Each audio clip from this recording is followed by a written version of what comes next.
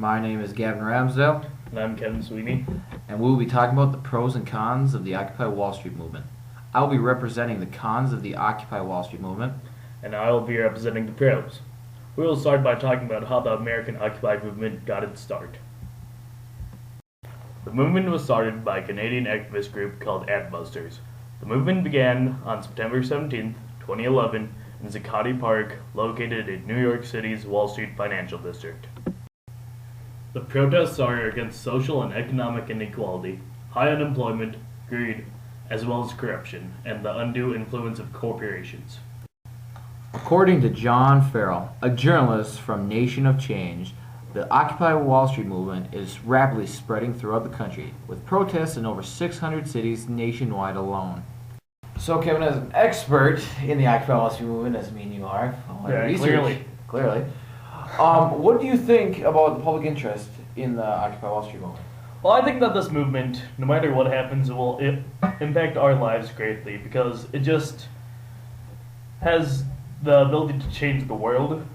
Because it will then cause uprisings in like Europe and Asia, such as the Arab Spring actually affected this movement. Of course. I mean, it's true. I mean, this movement has given liberty to other movements around not only the country but the world to start up and challenge the governments we have. The only problem I have with it is that the bigger the Occupy Wall Street movement has, the more public interest it has, you could say. The more people know about it, which is good and bad for the movement. It's good in the sense that it gets its word out easier, but it's bad because a lot more people criticize it for the little things it does wrong.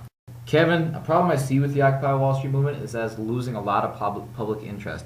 I mean, a Democratic polling just released on November 16th that states among voters, the Occupy Wall Street movement is down to only 33% positive rating on it, compared to the 35% it had the prior month. Opposition for the Occupy Wall Street movement has dramatically increased. This shows that the majority of the public is just getting sick of this movement. I mean, people are getting sick of seeing all these homeless people. I hate the government, and Wall Street took all my money. Maybe if they go get some jobs, they'd be able to make the money and get out of their crappy hippie robes.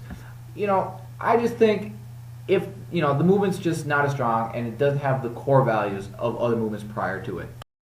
However, Gavin, you will see that the occupiers are in fact occupying and not voting.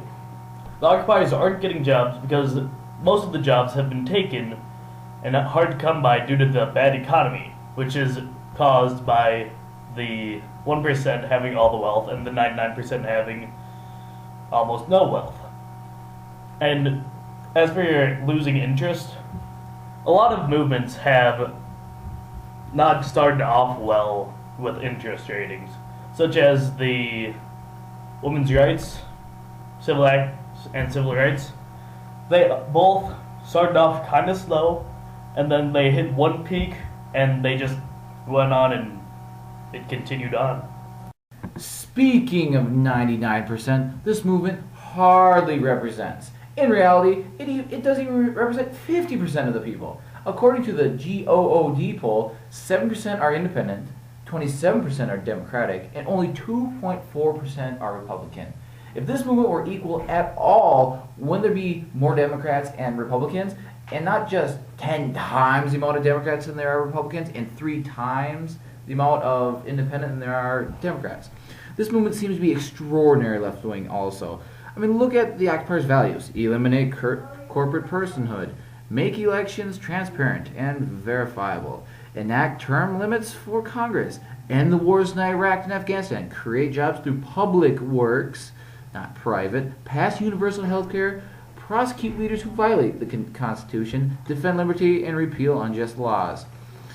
I mean, this is almost the exact Democratic policy and their base values. So how can a group claiming to be the 99% and representing the masses and being independent with these obviously blatantly and clear democratic values? Not to mention that 61% of the occupiers are male and 81% are white. This is hardly the majority. Funny that you say about the private sector, Gavin, because the 1% owns the private sector, if you haven't noticed. And their only goal is to maximize their profits, leaving them as the wealthy, and the rest of the 99% of us poor, because they are squeezing every last cent out of our blood and tears of working. On the point of blood and tears, actually, in UC Davis, there was a pepper spray incident where the police pepper sprayed innocent protesting college students, and they hit them with billy clubs in their abdomens when they were just linking arms. In Seattle, there was an old woman and a pregnant woman that each got pepper sprayed. And in Oakland, there was an ex-Marine that got hit in the head with a tear gas canister, and his skull was fractured. What do you have to say about that, Gavin? I see what you're saying. The fact remains, if the mobs would have been more cooperative and not been as hostile to police, there would have been no need for such a force. And I agree that sometimes it can be over the top, but when it comes to public safety, I would rather have our police be too tough than not tough enough. Also, police are hardly the ones being violent. No one has been killed due to police brutality yet. And according to the OWS Exposed, while the occupiers have killed 7 of their own, 4 from gunshots from disagreements, 1 suicide, 1 drug overdose, and 1 homicide over a bag of weed, with many other rapes and assaults. This hardly seems to be a peaceful demonstration at all.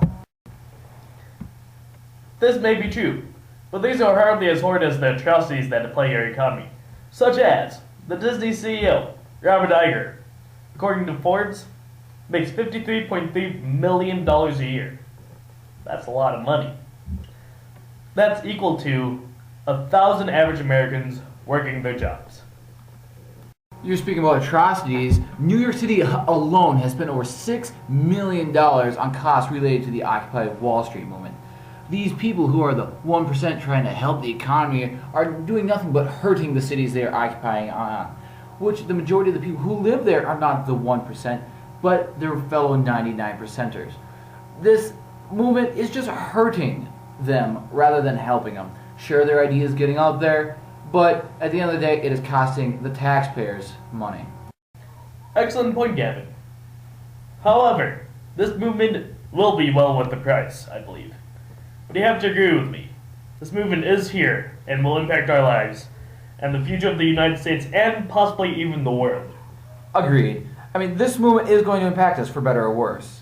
And I am very interested in how this movement will impact us and its effect on the future.